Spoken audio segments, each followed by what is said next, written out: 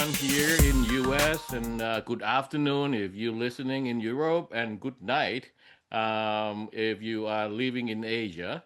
Welcome to Mazda 72 webinar that where we invite 72 coaches to share their experience, wisdom, and words regarding college recruiting, U.S. college golf, anything you need to know to get your future here in U.S.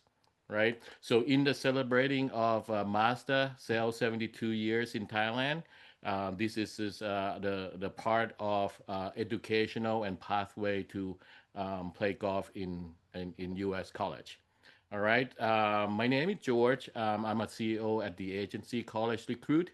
I want to welcome everyone here to join our webinar today. And also, we will be playing this webinar on YouTube as well. Um, we have a great two coaches on our panel today. Coach Marc Chandonnet from Seattle University. He's a head both men's and women golf at the Seattle U there. And Coach Dr. Gary Grandison, was great friends, and he just inducted to the Hall of Fame last week, and thanks for his time to be with us and share his experience and thought today. Before we get started, I just want to um, play 1 minute video. So for everybody to see our Mazda College Prep Junior Golf event that hosts in Thailand twice a year.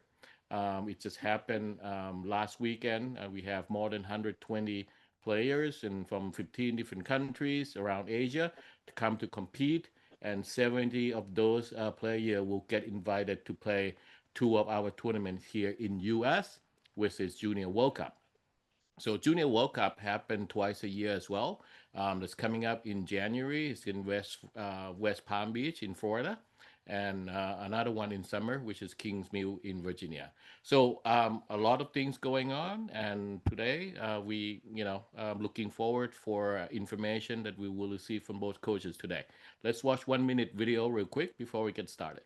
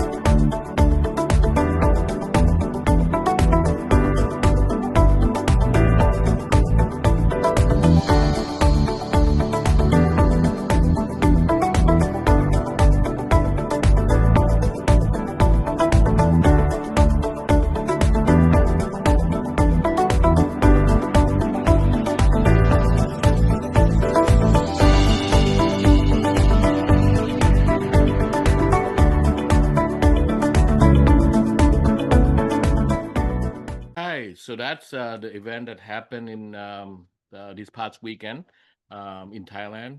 It's happened twice a year. So the next one will be in June of 2026, and then November of 2026 when we host the golf tournament and have golf coaches from U.S. At the place in the tournaments. All right. So with that, before we get to our honored guest today, want to introduce our senior director, global director, Miss Jung, and ask her to share some, say hello to the audience. Hi everyone. Thank you, Coach Mark. Thank you, Coach Gary, that to joining the 72 years master, and also that for information that we're giving for the golfer and the pathway to go to the college. And we're looking forward to hear the more information from you. Thank you. Thank you, Miss Jung. And next is Kun Tan, also global senior director of AR College Recruiting. Hello, everybody. Welcome everyone to a webinar series of celebrating 72 years of Mazda Thailand with 72 coaches.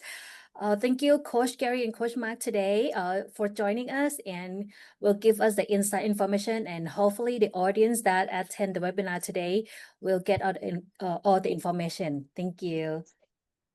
Thank you, and thank you for both of you. Did a wonderful job this past weekend, and a lot of families enjoy, and very competitive event. All right, so up want to start introduction for our two guests today.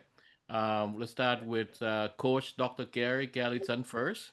Coach, congratulations last week that you inducted to a Black College Golf Coaches Association Hall of Fame. Thank you.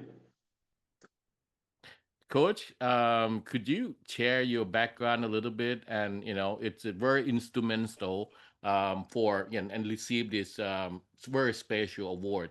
I mean, it's not just what you did in the past years or so. It's probably the long history of 30 years that you start coaching, college golf. Yes, I'm quite honored.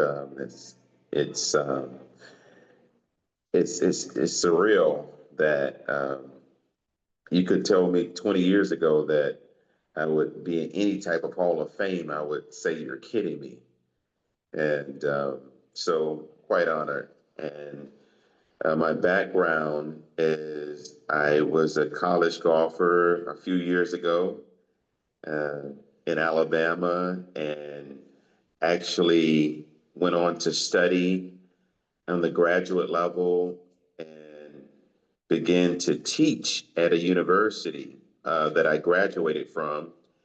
And before then, I worked a lot in the golf business, where it's the PGA Tour and Nike Golf and in golf management. And so the athletic director knew my background in golf, and the golf program was in shambles. So he called me in and he said, "Hey, I just need you to help me right the ship. We had to fire our coach because of problems, and can you take on this program for just a few months until we can find a coach?"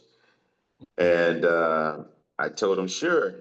And several years later, I coached until the end of my career. Um, so at the beginning, I never thought I would be in the golf business, but in that capacity as a coach. But um, I poured my heart into it, and hopefully, I can still contribute. Well, yes, sir. So that's called it changed everything for you, and then get you Hall of Fame. At this point, but you actually grew up in the great city, Mobile, Alabama, right, Coach? Yes, yes. That's how we share our class path together. I went there for 4 years. Great city. Love it. Yes, yes. Yeah, home of Forrest Gump and Bubba Gump Shrimp. Sound good, Coach. Well, thank you to be here today. Next, it's Coach Marc Chandonnet. Congratulations. Both team is playing well. You play many event already. Yeah, I think you just mentioned that you already play five and a few more for both team. Yep. So this is your 13 years, right, Coach? This is 13 years, I think. Yes, that's correct. Yeah. At CLU, George. I was at Grand Canyon University for 11 years as well, or as a player. Oh, all right. Yeah, that's right. And then Southern, another school before you. Southwestern Oklahoma State, correct. Yeah. So I've Yeah. been coaching for 21 years now. Wonderful. All right, good, good. And you share pretty much almost the same, past background. Like you play college golf, Yes. and right. So just like Coach Gary, and then now you Correct. still coaching in this. So could you share your thought and your team performance and what should we be expecting from Seahawk this year? Yeah, so the team's off to a fantastic start. As a matter of fact, we've beaten some programs this this fall that we've never beaten before. Some Power Four conference teams, like I won't mention those teams just to give them some grace here, but they're huge wins for us. And so, and we have a young team as well. So It's fun to see them playing great, and everybody's starting to believe in, in what they bring to the table. So could be a fun year. And the past 2 years we've made it to NCAA. So and none of those players actually graduated. Wow. And they'll Yep. come back.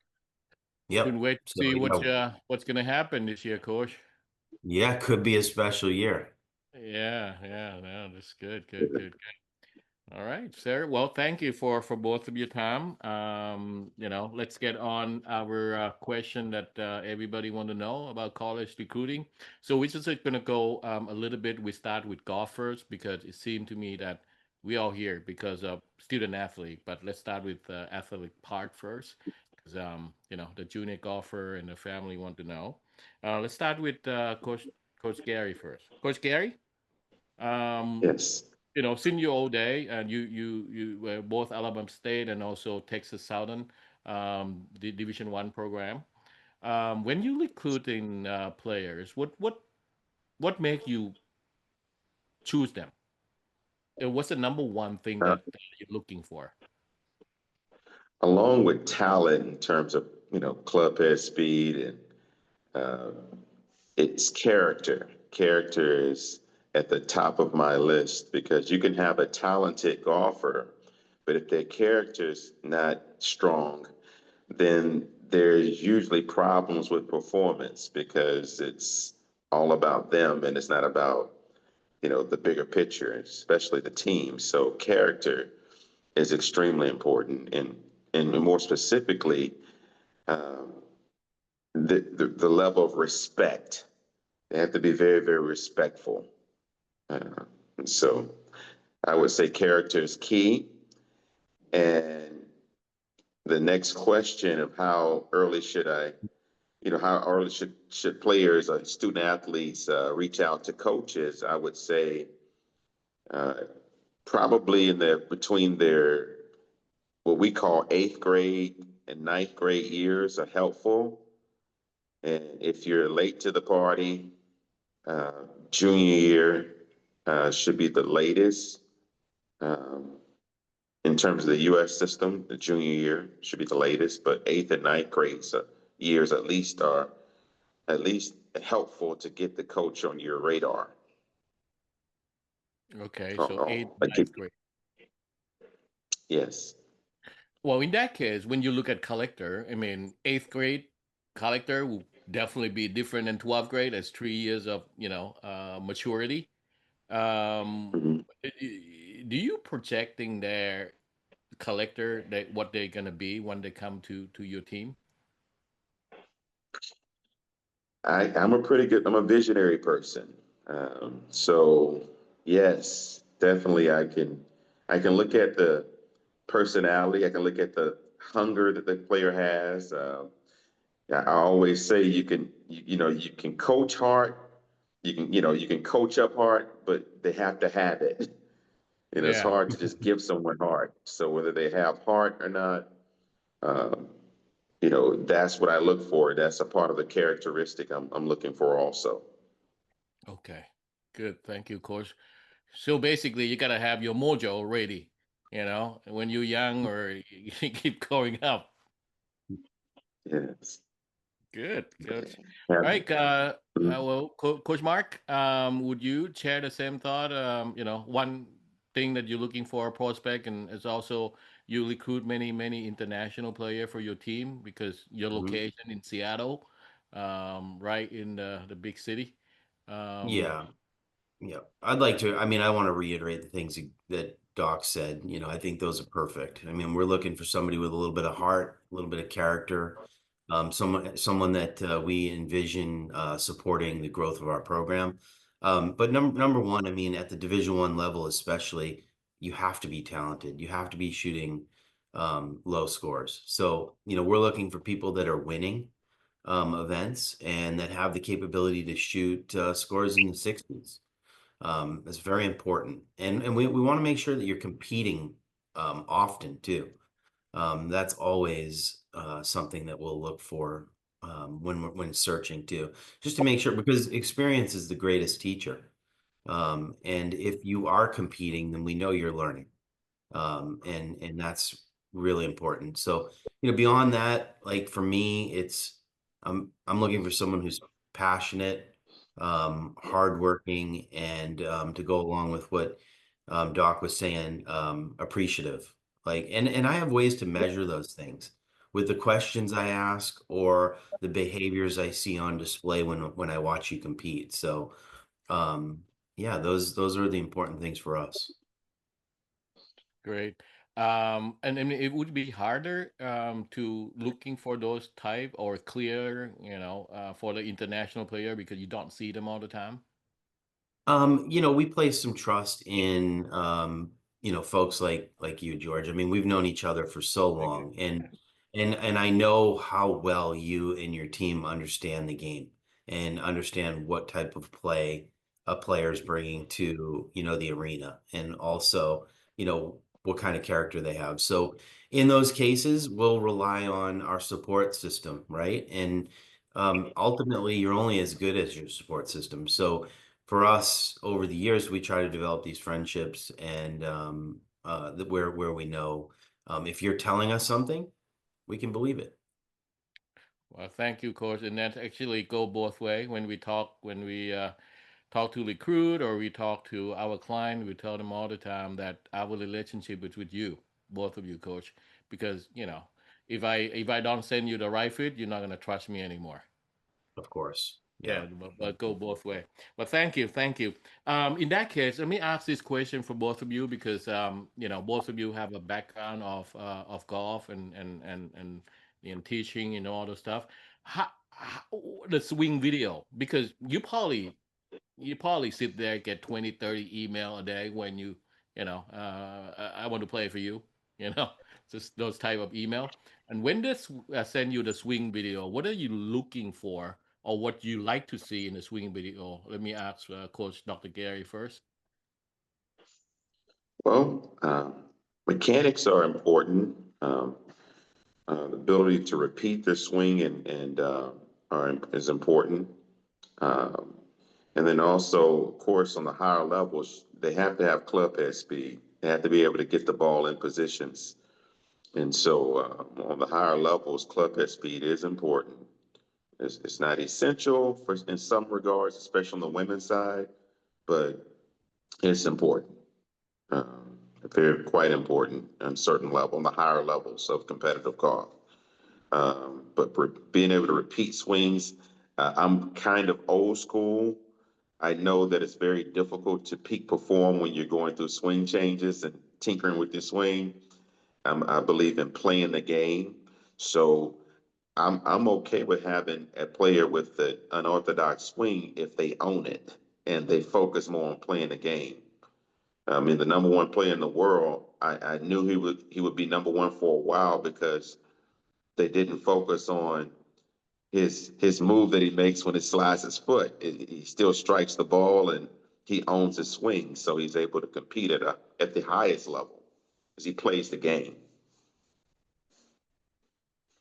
Great. And then I know Coach Mark is very technical and strategist. Anything you're looking for beside a repeating swing, Coach? Yeah, thank you, George. I can be a bit technical when it comes to playing the game, but some of the things I look for in swing videos are, I mean, I appreciate grip. I like to see close up of grips, or be able to recognize them. I like face on swings and down the line. I want to see some positions in those videos that show me that they have the ability to be repeatable and can create power. Those are, I don't always slow the swings down. I like to see tempo. I like to see whether or not the player has the consistent pace in their swing, because I think that can transfer into competitive environments as well. So Good, good. All right, now we have it for golf side. Let's start with another part that you really to be succeed on, which is academic, right? Coach, let's Coach Mark first. At Seattle U, a very good top academic school program. What are you looking for when you recruit in terms of academics? I think, as someone who's been in the business for 21 years now, um, I think it's important. I have a deep understanding for what my true job is, and as advising they're student athletes. And so making sure that they understand the whole picture, um, the development of the whole person. Like, I think it's 1% of all athletes will move on to play professional sports, and we have a saying that you will be professional in something. And it's kind of, how can we guide you to understand that it's, how you do anything is how you do everything, and that showing up and becoming, an academic All-American at our institution is important. And I'm a huge believer, George, that it transfers to your golf too. I think like great golf is a byproduct of, having peace in your life, and that peace comes from making sure that everything's in order. So Right. academics are very important to us, and they're strong at CIU. They require some attention. Yeah. Good, good. But you got all the support system that you can provide it to your team too, right? If they need help. Yes, of course. And that happens early and often. They're introduced to support staff on both lower campus with athletics and upper campus with, advisors up there. So, finding the help you need to be great in those areas, it's not as daunting as it may seem, especially if you communicate early and often. Yeah, yeah. Well, reach out to coach if you need help, right? So, Exactly. yeah. Yep. Yeah. Very important. Good, good. Honestly, George, I've had an international student that didn't even know what a prospectus was at the beginning of the year. So like they didn't understand how to guide themselves through the class. And so that made things tough on them early. So we learn from that, and we make sure that everybody has, a systematic plan to be successful early. Yeah, yeah. Because you once you recruit them, you want them to be successful, Of right? course. And you're not Yeah. looking come all the way. No, Um, especially nowadays with roster limits, where our hands are tied with how many players we can take. So yeah, yeah, we want to make sure the ones that we do choose are ready and yeah. and supported. Great. Thank you, thank you. Well, Coach Gary, Coach Dr. Gary, I would say I can count in my hand how many doctor the course that I know have a doctor degree like you. So academics must be like a heart of soul of your. Could you share that thought when you recruited player from Alabama State and Texas Southern? Yes, yes. Our team GPAs were above 3.5 on both sides every year, which is rare. But I inherited a program that was on academic probation, so I had Oh, to change course and and get them to buy into a system that was to go for an A in every class, and if you mess up, you make a B. And so it worked. Our priorities actually, golf was the third priority in our program. I used a system from day one called PAG, and that's purpose, academics, then golf. So finding your purpose was the highest priority in our program. Then it was academics as a bridge between golf and purpose, and then of course golf was the third priority. Then college life was a priority afterwards. That's what I pushed for. They had a few that struggled with it, but in the end, all of my athletes, or just about all, graduated with honors, and I even was able to recruit a player out that we out recruited Oxford. So uh, because of what we had in place, and he had a really good career, and golf wise and of course academically perfect 4.0. Um, Mm. so academics definitely at the top of our list in terms for the same reasons that Coach Marc mentioned. Reality is actually less than 1% of college athletes will actually play golf for a living. wow, that's great.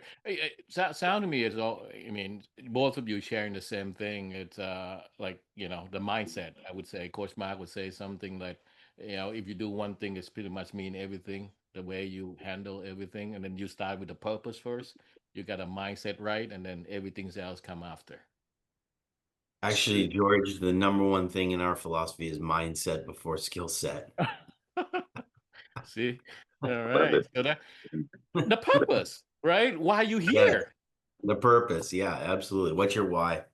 Yeah, yeah, yeah, yeah. In that case, it's let's move on to the development.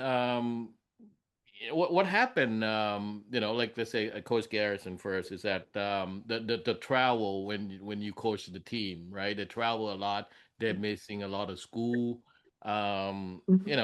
How competitive and how they balance themselves with all these three things that you put in place. You're only limited by expectations. I let them know up front. We travel more than any other sport except track and field. So, if you're playing, we were playing 11 to 13 tournaments close to the max, and right there at the max. And most of the time we're flying. So, half the time I'll say we're flying. And so I let them know up front we can't miss classes outside of official school business. And I give them the expectations. They could lose scholarship faster by poor academic performance than they could by golf performance. Good. So they gotta be able to balance everything themselves, and yeah, you expect them to a certain level, right? Have Yes, that great expectation. Good, good. yes, All right.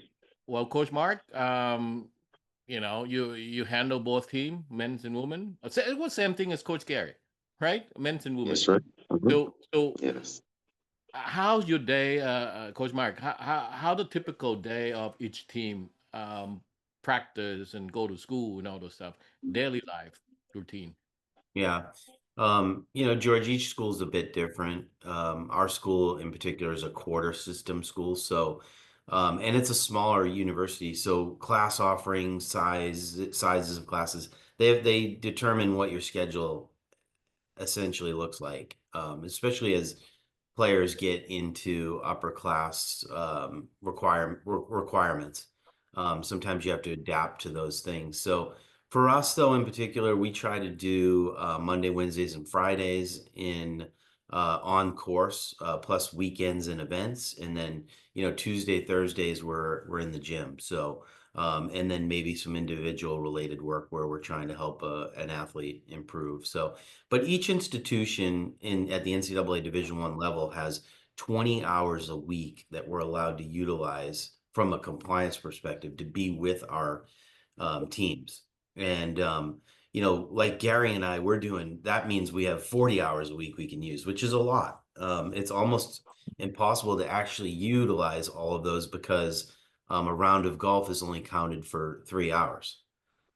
So, I don't want to speak for Gary, but I know for me, like I'm trying to be as efficient with my week, with what I'm allowed in a week, to be able to help my team really get the most out of their games. So, but it does include golf and regular training and practice, and sometimes mental training, and then each one of my students is also required to attend study hall, depending on the year. And so freshmen are required to go for a couple hours at start because we want to make sure they understand their resources.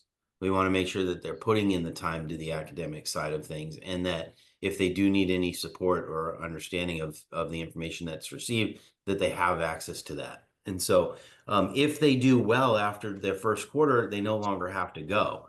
But this is how we get them set up for success pretty early. So it's a mandatory for freshmen, and then after it's depend on their On their achievement. success. Yeah. Yep. Yeah, if you get above a 3.3 GPA, which is, it's not much to ask. It's like what Doc was saying, don't miss classes. Show up on time. Maybe communicate with your professors early about the fact that you could be traveling, but that academics are important to you, and making sure that if you do miss something, you know how to acquire the information that you've missed. And then again, just communicate. Communication goes so far in those situations. Yeah. All right. Coach Gary, sir, you handle both men's and women too, like Coach Mark, 40 hours a week. Yes, yes. Well, 20 and 20, yes, I guess you can call it that way because I was teaching full time starting Oh, out. teach. Okay. I was teaching full time along with both teams. I created a schedule for them. So I would block out time slots where students, were allowed to have classes, if, especially, based on their majors. And so it allowed us to practice together because it was at the time I had no assistant coach starting out.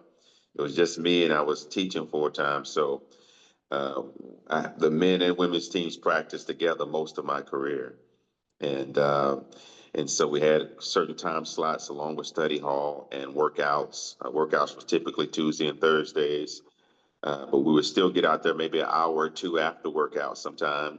After they, go eat, they would work out early, like say 5 or 6 a.m.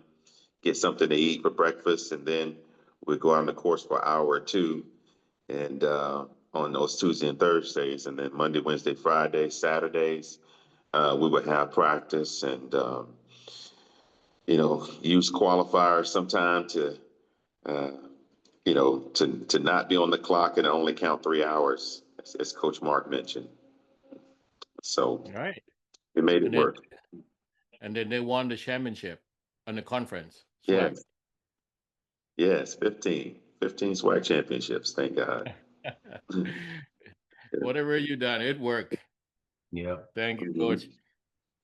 All right, so I'm gonna open up the floor for any audience have any question, anything. Just go ahead and type in, or if you have a question you like to ask Coach directly, you feel free as well. Just raise your hand, and then I call up and just open up your microphone and video. So just go ahead and do it. With that, I'm gonna ask one last question for each one of you, Coach. Maybe two questions for both of you, but the same question. Let's start with Coach Mark first. Is that two questions? One is um, junior golf. You recruited them while they're in junior.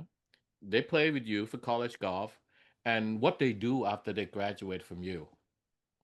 You know, Coach, do you see the transition between junior golf, college golf, and then their professional life? And then you just mentioned like only less than 1% are going to be playing a professional golf. What do they do after? Well, I think the biggest thing we don't necessarily worry about that too much, George. What we are worried about is helping them manage life and appreciate life while they're with us. Like, what are Mm. some of the things that the student can learn and apply to who they are and how they show up on a daily basis that will ultimately produce an environment where they're successful, if that makes sense. So we want to we're helping them immediately with self-awareness. We want them to know, who am I? How do I show up in pressure environments? How do I process information? What motivates me? But more importantly, how can I use this information to understand other people, to build relationships and build bridges regarding communication? So that once I do move on into the professional world, I understand that I'm only as good as my support system. Like, having friendships and people that can help me is going to be a huge deal. So at our institution in particular, we have a program that runs all 4 years as well, that focuses specifically on those things, and I think most institutions do. It's how, it's not, so they're getting both athletic support from coaches and staff there, but they're also getting support from the institution regarding, what their professional life may look like. So, Great. And then I just want to add on one thing. I don't know if you know that our good friend's daughter were with you, Babette Bruce and Sam Bruce. yep. Um, she was at the top of her game in junior and got lost along the way, and you helped her, brought back the passion in golf and believing herself again. Now she's on the LET tour. Yes. and she's going to be playing second stage on Epson pretty Yeah, I soon. believe she's competing this week in the Tour Championship as well. So yeah, Yep. Samantha's transformation in the time she was with me was pretty special. Yeah, no, thank you. Babette is our good friends and partner, and we still talk about it, and it's just it's real. It What is real. happened? Yeah. And on that note, George, Samantha is still a huge part of my life. Like we talk all the time. Oh, wonderful. She Thank always you. will be. That's my goal. So, I want these student athletes to know that I'm here to support them beyond their collegiate career. Great, great. Thank you. Now she will do well, and thank you for all your Yes, support. Coach absolutely. Gary, sir, junior golf, college Yes. golf, and then after life, because every one of our client went to you. They did a wonderful job, and I couldn't believe Dilly now graduating and follow her dream in pilot aviation. Yeah. Yes. Yes. Eastern Kentucky. Good for her. Yeah, she's well, just in general, that's I tell them all the time, my evaluation is based on what they do after graduation. So that's from day one, that's how I evaluated my performance was okay, when they graduate, what positions are they in? I don't know the future, but while they're here, how am I preparing them for careers and for life? Good, good, good. Well, thank you. Then in that case, I told you I have two questions. This one will be a little bit straight to the heart. What's a red flag? So many people contact you. What's a red flag for you, Coach Gary? That this is not the right fit for me. I made the mistake as a coach overlooking what my value system, but it goes back to that word I mentioned earlier, the level of respect. Mm, As a man, especially, I value respect. So it's if the red flag is if you have an athlete that's possibly overly, uh, they don't respect authority, which I know is a challenge today. Um, it's definitely, red flag is someone that possibly would you know, be a disrespectful person, that good. don't really respect you as a person. It's hard to coach someone if they don't respect you. That's good, Coach. Well, thank you, thank you. Respect is number one priority. How about you, Coach Mark? Yeah. Red flag? Well, I think it's like if we go back to what one of the things that's important to me as a coach, George, it was appreciation. And so I have a system of questions I can ask that align with my ability to identify whether or not a student's appreciative of opportunity. And if they're not asking me questions, if they're not curious, then that's a red flag for me. I believe curiosity is a superpower, and when someone asks me questions and wants to know more about what we have to offer, then ultimately I believe that's someone who's coachable. Great. So you're both of you along the same line. Um, Appreciation of opportunity and respect. And for me, I just both of them had to be earned. You really have to earn it. Yes. It's like it's a privilege to come play for you, right? And, just not only come play as a student athlete himself, but be able to come to play for your team, be surrounded by your mentorship. That a privilege. Well, thank you for both of you. All right. With that, we're gonna end the session today. Just want to thank you both of you, coaches, again for today time and very valuable information for a junior golfer and family in Asia. Anybody have any question, anything regarding to AR consulting or a tournament at Mazda or Junior World Cup? Please contact two of our global director, Miss Chum and Miss Dan. With that, Coach, I just want to end the good note and thanks again, and congratulations, Dr. Gary, for the Hall of Fame again. It's your Thank you. dedication and history of helping others for this title. Thank you. Thank you. Thank Coach. Thank you, Thanks, everybody. Great, Coach. Good to hear your voice, Coach Marc. Yeah, you too, Gary. Good to see you, bud. Good luck this year. Yeah. Same to you.